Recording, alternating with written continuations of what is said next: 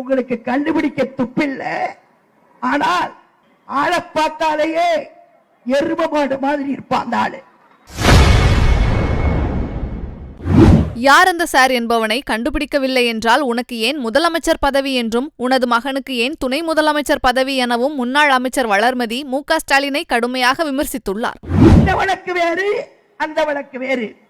அதைவிட மாண்புமிகு முதலமைச்சர் மு.க. ஸ்டாலின் அவர் சொல்லுகிறார், சட்டமன்றத்திலே உங்களுக்கு தெரிந்தால், யார் அந்த சார் என்று தெரிந்தால் எங்களுக்கு சொல்லுங்கள் என்று சொல்கிறார். நான் கேட்கிறேன் ஸ்டாலின் அவர்களை பார்த்து, யார் இந்த சார் என்று சொல்ல வேண்டும் என்றால் உனக்கு முதலமைச்சர் பதவி எதுக்கு? உனக்கு முதலமைச்சர் பதவி எதுக்கு? உன் பையனுக்கு துணை முதலமைச்சர் பதவி எதுக்கு? எல்லாத்தையும் ராஜினாமா பண்ணிட்டு வா, மக்கள் மத்தியில போ, மக்கள் வாக்களிப்பாங்க, அண்ணன் எடப்பாடியார் முதலமைச்சராக வருவார்.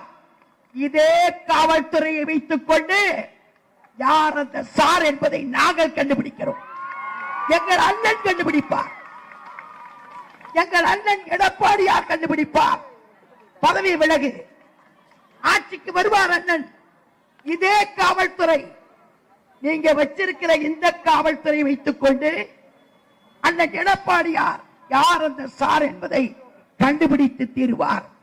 உங்களுக்கு கண்டுபிடிக்க துப்பில்லை. ஆனால் இந்த போக்குவரத்து மந்திரி, மானங்கட்ட மந்திரி, ஆள பார்த்தாலேயே எரும மாடு மாதிரி இருப்பான் அந்த ஆளு.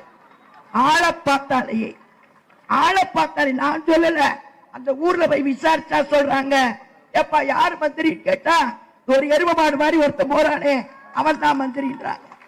அந்த அளவுக்கு அவர் மேல மக்கள் பாசம் வச்சிருக்கிறாங்க. அது மட்டும் இல்ல, அவர் சொல்றாரு, நான் கேட்கிறேன், சரணாலயம், பாலியல் குற்றவாளிகளுக்கு சரணாலயம் அதிமுக என்று சொன்னால் நாங்க உங்களை பார்த்து இதுவரைக்கும் விட்டு வச்சிருக்கிறோம்.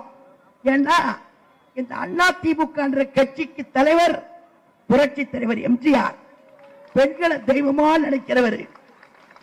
புரட்சி தலைவி அம்மா இந்த கட்சிக்கே தலைவர், ஒரு பெண் தலைவர் எங்கள் அம்மா.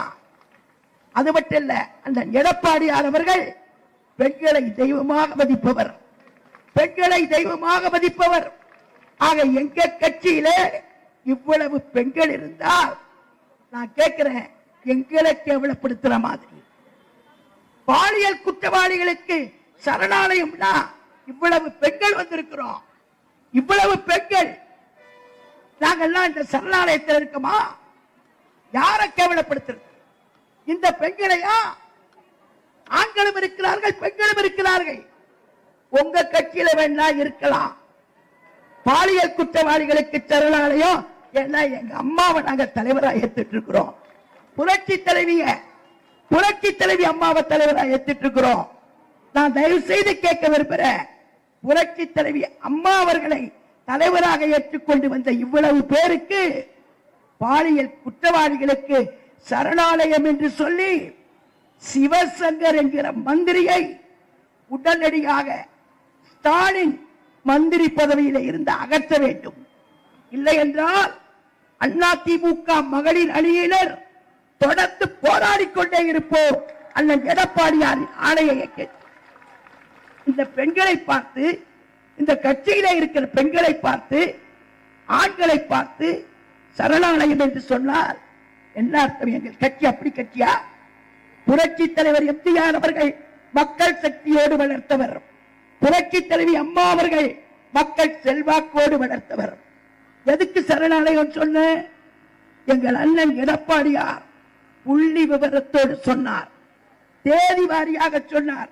எதை சொன்னாலும் உடனே சொல்றானுங்க, பொள்ளாச்சி பொள்ளாச்சி பொள்ளாச்சி சொல்றானுங்க. பொள்ளாச்சி சொன்னாலேயே அண்ணன் எடப்பாடியார் பயந்தாரா?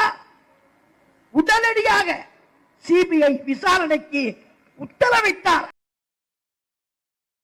செய்திகளை உள்ளது உள்ளபடி தெரிந்து கொள்ள ரெஃப்ளெக்ட் நியூஸை சப்ஸ்கிரைப் பண்ணுங்க.